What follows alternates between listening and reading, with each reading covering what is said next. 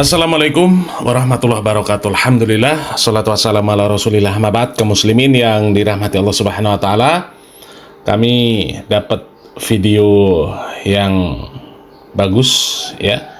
Dan ini pas lah kalau untuk membungkam ocehan dari Pak Idrus Romli.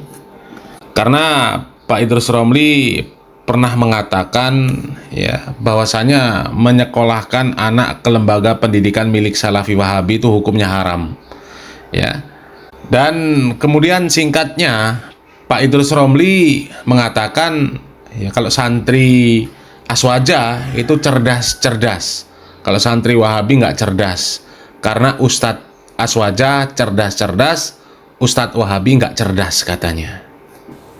Kiai, bagaimana kita yang ahli sunnah wal jamaah ini mensekolahkan anak ke pondok-pondoknya Salafi? Hukumnya haram. Gak boleh. Pertegas lagi, Kiai.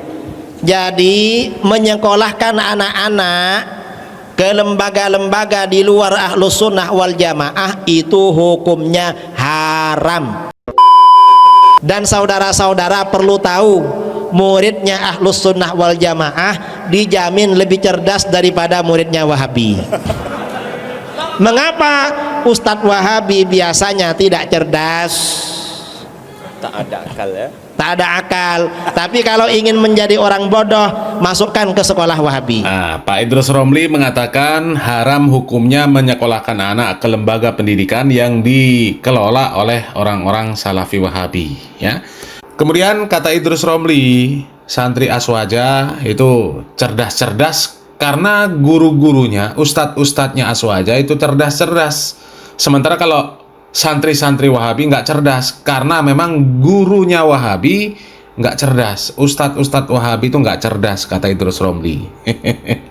Sekarang coba kita buktikan, kalian lihat video ini ya. Kemudian coba pikirkan, mana yang lebih cerdas? Santri Wahabi apa santri Aswaja? Ustadz Wahabi atau Ustadz Aswaja? Coba lihat video ini. Alam tara ilal ladzina tawallaw qauman ghadiballahu alaihim.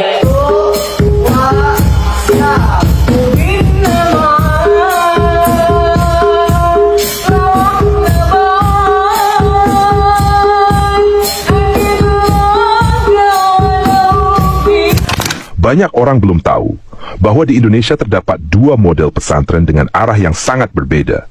Satu dikenal dengan pesantren Salafi yang fokus mengajarkan Al-Quran dan Sunnah sesuai pemahaman para sahabat. Dan satu lagi adalah pesantren Ngaswaja yang dikenal dengan tradisi kejawen, tahlilan, ziarah kubur dan amalan bidah yang diwariskan secara turun-temurun. Kalau kita perhatikan secara jujur, perbedaan keduanya bukan hanya soal cara berpakaian atau gaya mengajar, tetapi menyentuh hal yang paling mendasar dalam agama, yaitu akidah dan cara beribadah kepada Allah. Di pesantren Salafi, santri dididik untuk memahami dalil secara ilmiah. Mereka belajar dari kitab-kitab para ulama terdahulu, dengan tujuan agar setiap amalan punya dasar dari Al-Quran dan Sunnah.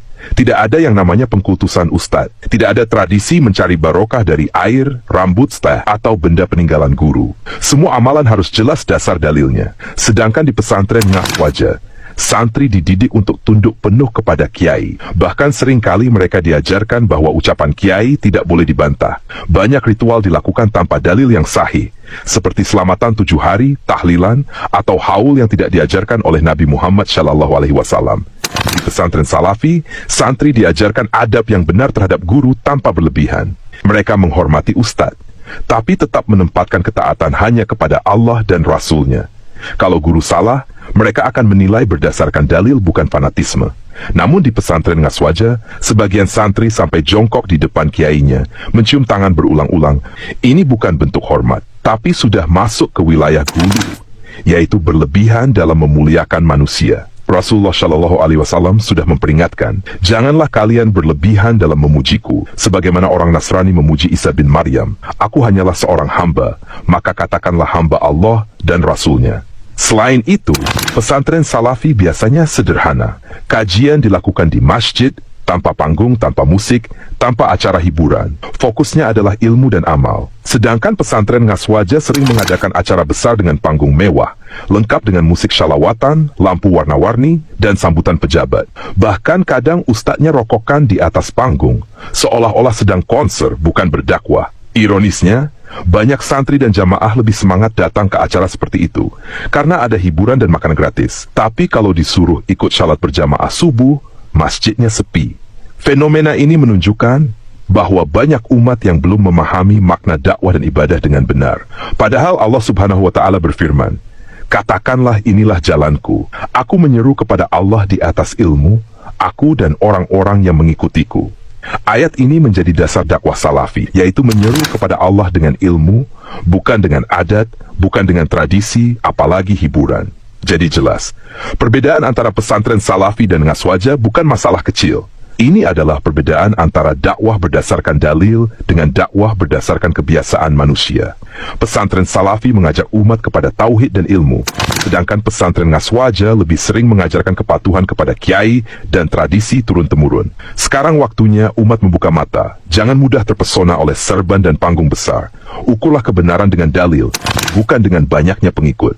Tuh ya, dari ulasan singkat barusan ya, kita bisa menyimpulkan mana yang lebih berkualitas ya, dari kegiatan santri Aswaja, model pembelajaran santri Aswaja dengan kegiatan santri Wahabi, dan model pembelajaran santri-santri Wahabi ya. Kemudian ustadznya, kalau ustadznya ya jangan ditanya ya. Kalau ustadz Aswaja, gus-gusan, kiai-kiai Aswaja ya kita bisa lihat lah ya, jejak digital mereka tuh kita bisa lihat ya. Di media sosial itu kegiatan-kegiatan tokoh-tokoh Aswaja yang sama sekali nggak mendidik, luar biasa banyak.